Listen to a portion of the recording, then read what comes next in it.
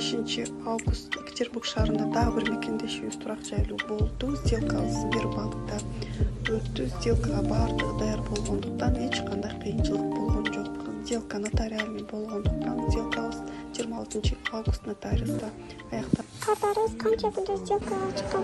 Кутмандуу мекендештер, бүгүн дагы бир иликтүү сделкабыз бүттү. Сделка нотариальный болду. Иликтөө аяктады. Байке менен Девичени менен чын жүрөктөн куттуктайм.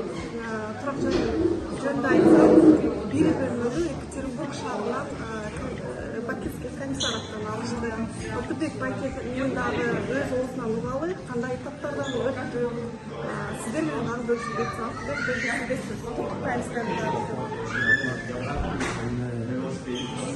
баарын эле мен соц сеттерден угуп Самара жөнүндө анан действительно кайрылдым. Өзүм 13 августун келген.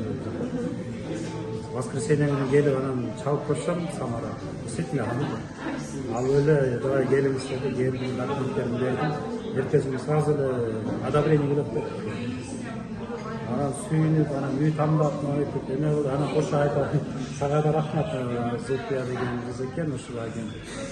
Чоң жардам берип, кандашып, эме кылып, бүт болгон адам кепчилигин айтып, кандай советтерин айтып, эме кылды. Анан баса келе жандай юридический сопровождениясын полностью өздөрү мойнуна алышып, өздөрү до конца бүтүрүшүп, өзү жүгүрүп жамыга карабай келип, мен муну кылсам өзү чалып, ошол Самарага да рахмат, кызга да рахмат, негизи кече ошол рахмат.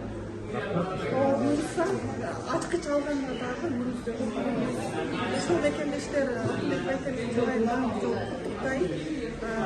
Үйдө болгон мекендештерибиздин саны